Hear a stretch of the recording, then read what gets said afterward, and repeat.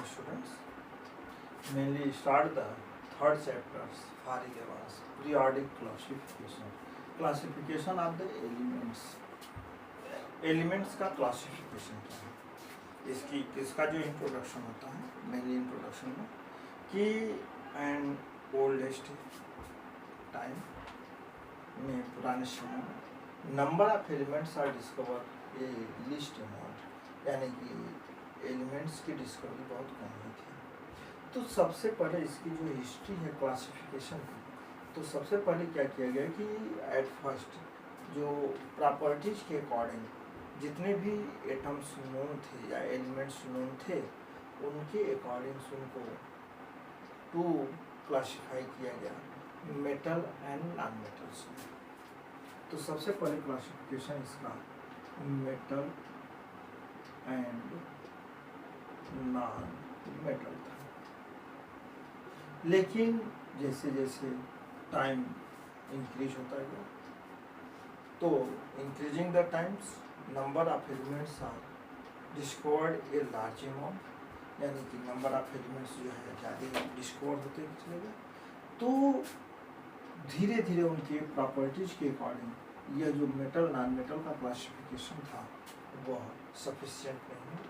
तो इसमें आया सबसे पहले डोबेराइनर्स का triads of the Dobereiners. Dobereiner's triads means क्या होता है कि 3।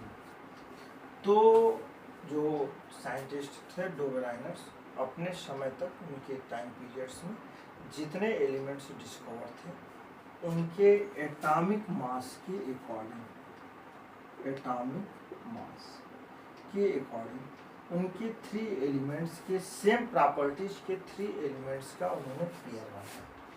आफ्टर द पेयर्स 3 एलिमेंट्स, तो उन्होंने देखा कि फर्स्ट एंड लास्ट, यानी पहले और तीसरे एलिमेंट्स के एटॉमिक मास का जो एवरेज होता था वह सेकेंड एलिमेंट्स का एटॉमिक मास होता था। तो इस प्रकार से उन्होंने कुछ ही पेयर्स बना पाए ट्राइड्स डोबेराइनर से, जिससे कि यह रूल भी फेल हो गया। जैसे आपका लिथियम था, सोडियम, पोटेशियम, ये पेयर हुआ।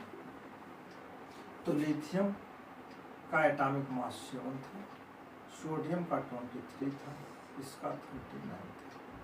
तो फर्स्ट एंड लास्ट यानी 7 + 39/2 यानी 646/2 यानी 23।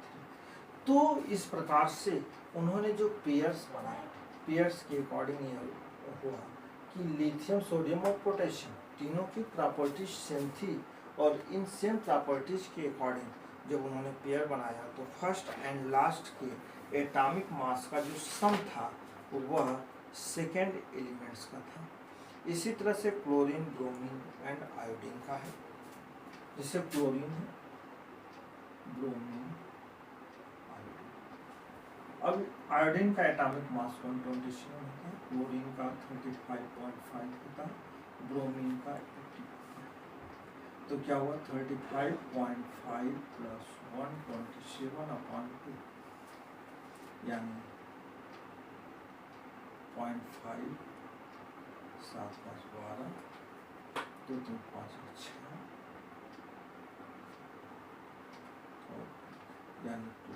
यानी नियरली आपका आ गया 81, यानी ब्रोमीन के नियरली था। तो इस प्रकार से जो पेयर्स ऑब्टेन हुए वह यही था डोबेराइनर्स का मेन, कि 3 का उन्होंने सेम प्रॉपर्टीज के एलिमेंट्स का पेयर बनाया, और आफ्टर द पेयरिंग जो उनका एवरेज होता था फर्स्ट एंड लास्ट का, वो सेकेंड के एटॉमिक मास के इक्वल होता था। लेकिन बाद में जब डिस्कवरी और एलिमेंट्स की हुई तो यह रूल फेल कर गया। तो इसके बाद आया Newlands Octave rules. Newlands Octave rule mainly क्या था कि न्यूलैंड्स ऑक्टेव रूल में उन्होंने क्या किया था कि 8 elements Newlands Octave rules Octave. तो न्यूलैंड्स ऑक्टेव रूल्स के अकॉर्डिंग क्या था कि न्यूलैंड्स ऑक्टेव रूल्स के अकॉर्डिंग जब उन्होंने इंक्रीजिंग ऑर्डर में गया, इंक्रीजिंग ऑर्डर्स में उन्होंने क्या किया कि एटॉमिक मास के इंक्रीजिंग ऑर्डर में एलिमेंट्स को रखा, जैसे lithium, beryllium, boron, carbon, nitrogen, oxygen, fluorine. यहाँ नेगेटिव था, फ्लोरीन के बाद फिर आपका आ गया sodium, magnesium, aluminium, silicon, phosphorus, sulphur. तो न्यूलैंड्स ऑक्टेव रूल जो था वह इंक्रीजिंग एटॉमिक मास उन्होंने अरेंज किया, जो उस समय तक एलिमेंट डिस्कवर थे। तो डिस्कवर एलिमेंट्स को उन्होंने इंक्रीजिंग एटॉमिक मास के ऑर्डर में उसको जो है उन्होंने देखा। तो क्या देखा उन्होंने कि each eighth elements increasing atomic mass is eighth elements of the same properties of first elements. जैसे हम अगर लिथियम की बात करें तो लिथियम से चलते हैं, तो कहते हैं हर eighth element, each eight element, आठवां, 1 2 3 4 5 6 7 8, यहाँ से चलते हैं तो 1 2 3 4 5 6 7 8, यहाँ से चलते हैं तो 1 2 3 4 5 6 7 8।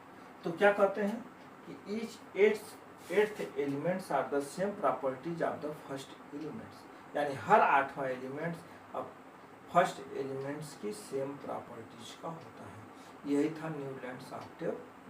लेकिन इसमें भी करीब नियरली 20 या 20 एलिमेंट्स तक के ईयर ही बन पाए।